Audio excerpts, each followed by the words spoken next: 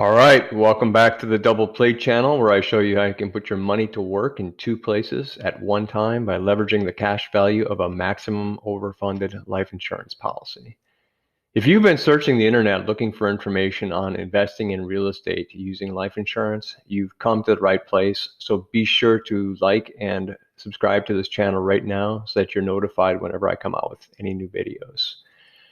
Today, we're going to be talking about interest rate arbitrage. And this is a fairly simple concept.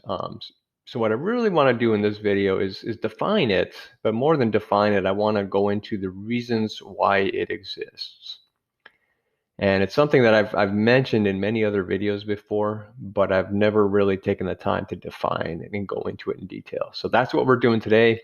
If that sounds interesting, stick around after the intro and we'll get started.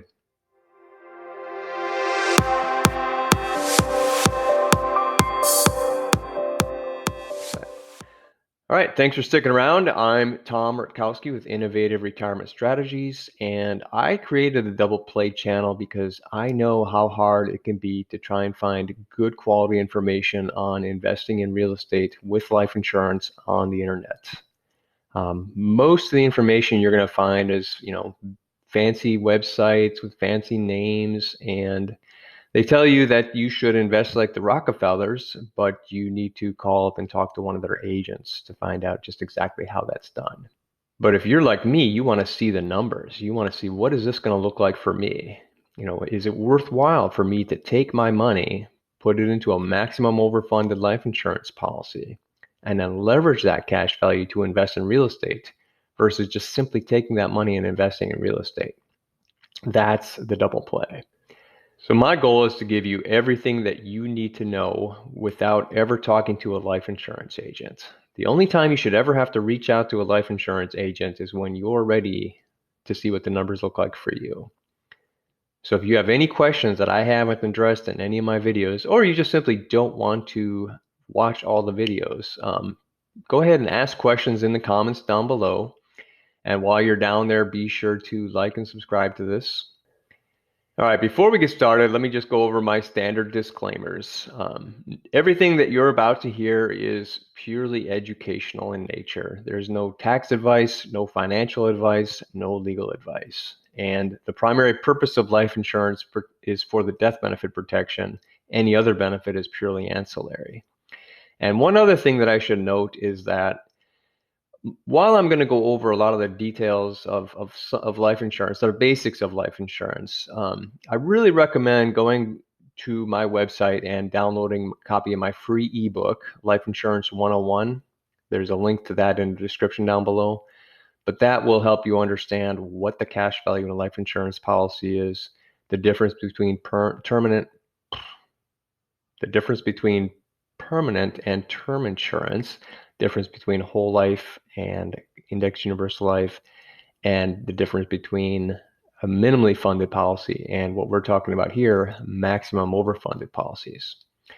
So the goal of today's presentation is simply to define interest rate arbitrage and give you the reasons why it exists. So what is interest rate arbitrage? The way I use the term, I'm referring to the difference in interest rates between the rate at which your cash value is growing in a life insurance policy and the rate that you can borrow against the policy. And this concept is what makes a life insurance retirement plan possible and so powerful on a life insurance policy. It also makes premium finance possible, and to a lesser degree, it plays an important role in the double play.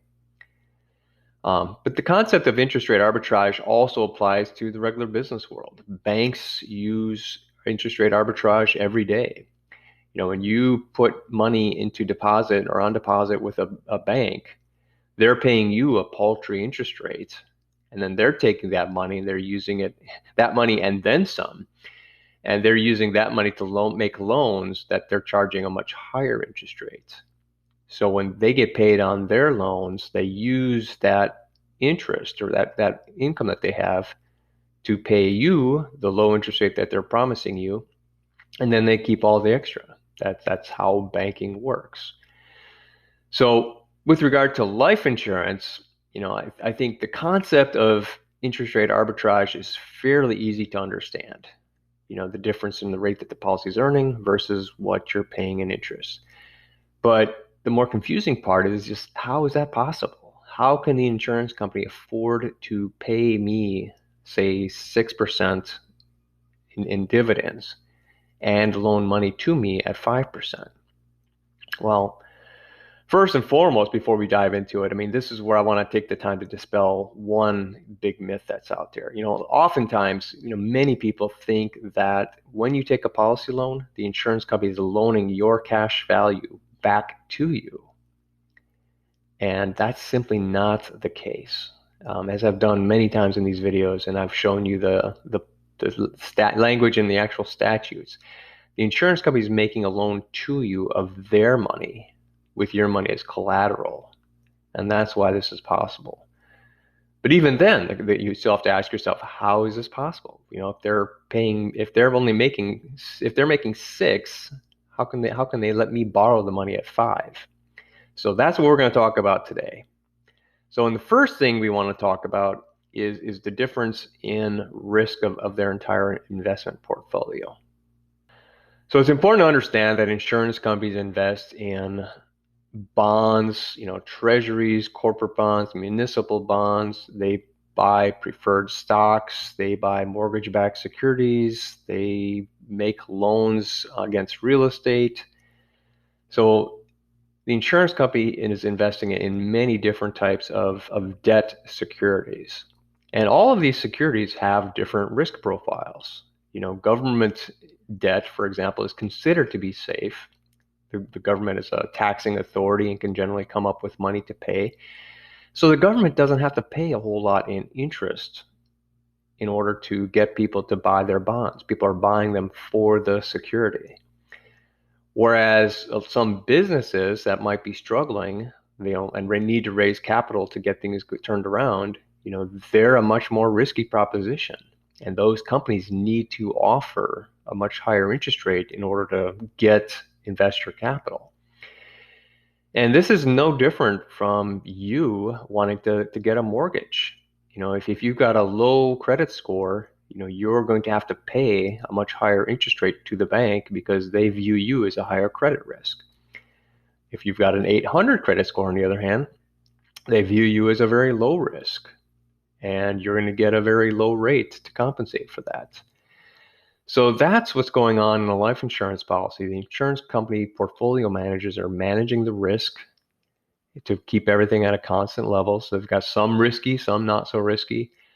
But ultimately, when they make a policy loan to you, it's important to understand that that policy loan is an investment to the insurance company.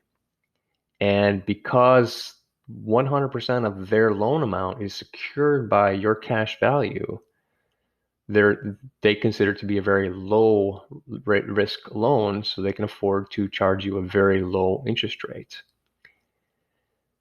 So that's the main reason why insurance companies can offer a lower rate on policy loans.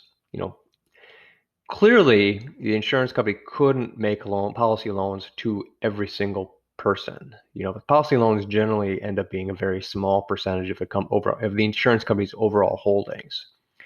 But if they did loan out money to all of their policy owners, obviously the rate that the cash value is earning and the rate that they're paying in a dividend would be identical, less any fees, of course. So that summarizes why investment risk plays a role in creating interest rate arbitrage. The next thing that we're going to take a look at is the difference between short-term interest rates and long-term interest rates. And I want to get into the concept of a liquidity premium and the yield curve. It's important to understand that insurance companies have very long-term investment horizons. When you buy a life insurance policy, you're not planning on dying tomorrow.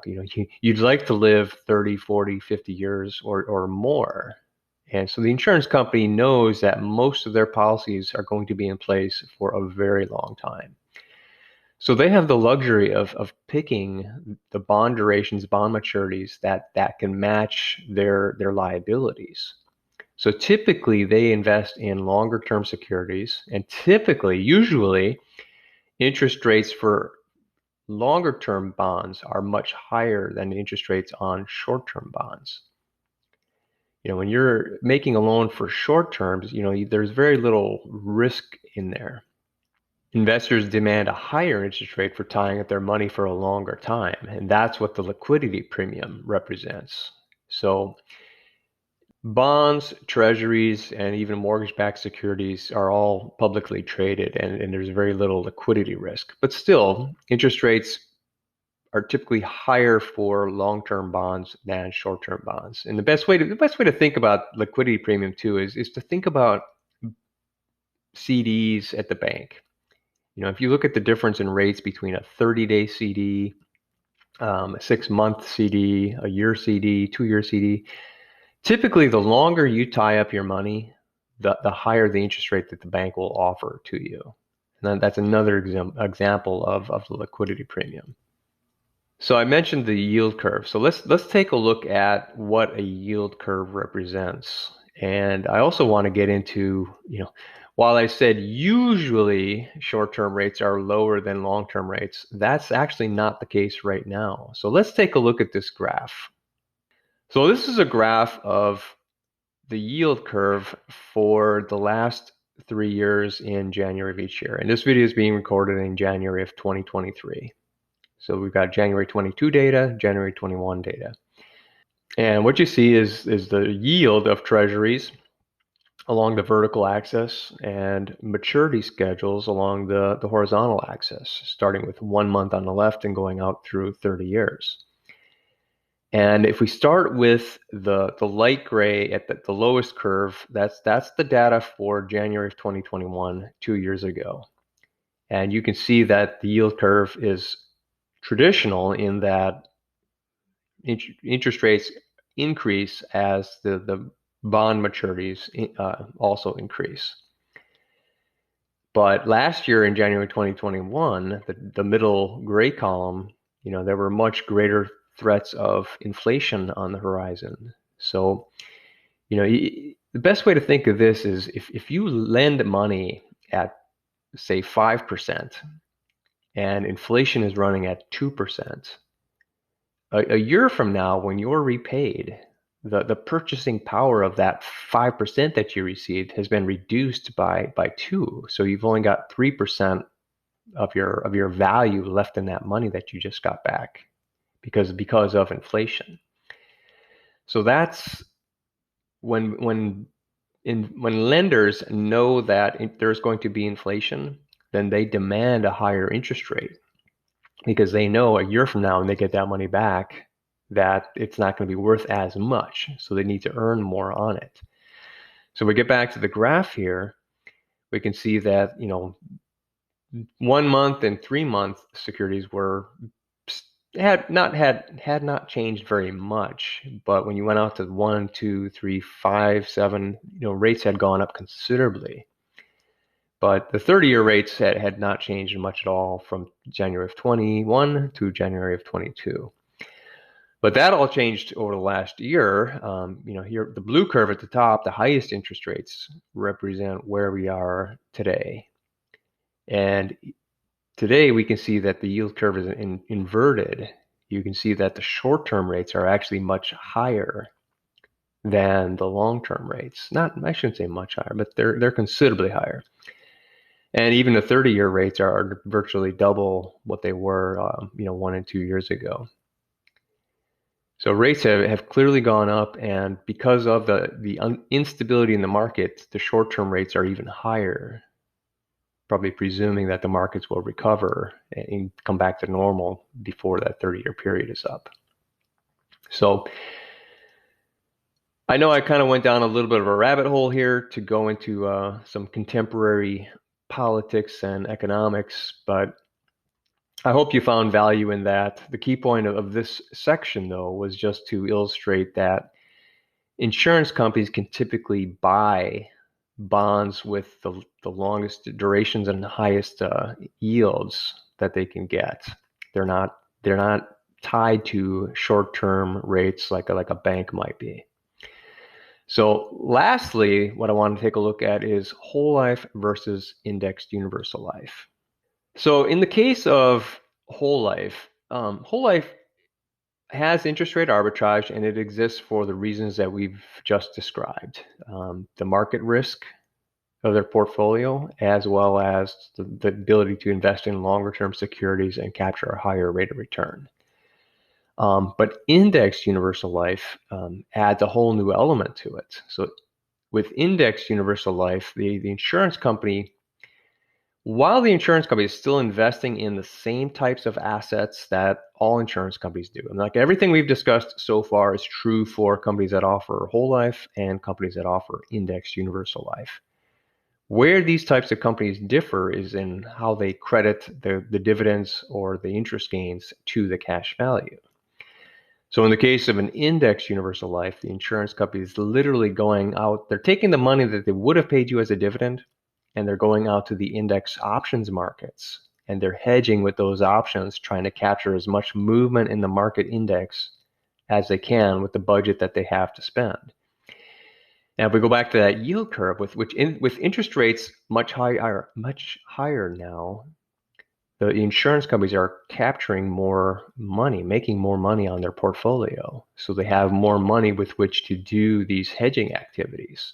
So we should start to see caps and the floors and the caps. The floors won't change, they'll still be zero, but the caps will go up on indexed universal life products as interest rates continue to rise.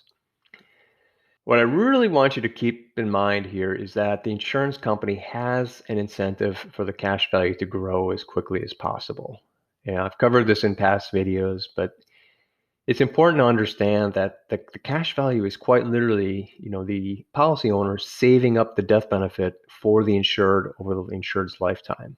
So the faster that cash value grows, the quicker their risk is eliminated. There's less and less at risk if you take the death benefit and subtract the cash value. That's the amount at risk to the insurance company. And if that cash value grows faster, that amount of risk goes down. So the insurance company is incented to invest and grow that cash as quickly as possible. So index universal life isn't just some fancy gimmick to get people to buy a policy that might make more money. The insurance company has come up with this planning approach, this investing strategy for their own purposes. They're incented for this to happen. So over time, the premium that insurance companies are able to capture, it has been about 1 to 2% over the Moody's corporate bond yield. Now, I'm just using the Moody's corporate bond yield as a proxy for what the insurance company is making on their investments.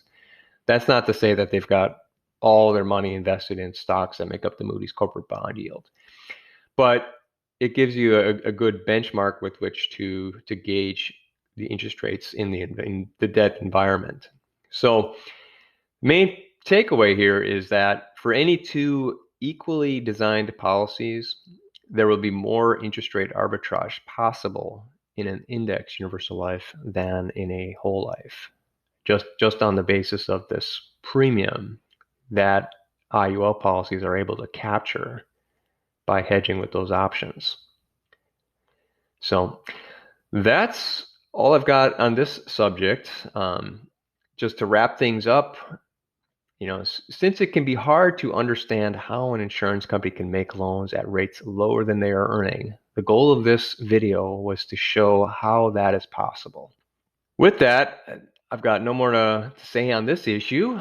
If you're still hungry for more information and you're not ready to talk to a life insurance agent yet, I highly recommend going out to Facebook and join my Double Play group. Just look up The Double Play on Facebook. There's a link down in the description below. And that group is made up of clients and prospective clients and just people that have found that group that are using other people's policies. Not necessarily the policies that I've sold. So feel free to post questions. There's a lot of expertise in that group, and you can get information again without having to talk to a life insurance agent. But that said, you can also find a ton of information on my website and on my YouTube channels. I consider my website to be a no fluff zone. So there's just tons of free information available for you to get everything that you need.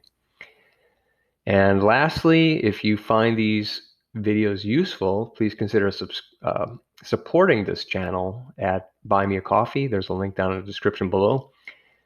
Any financial help you offer, goes towards supporting these videos and putting this content, this valuable content out there for you.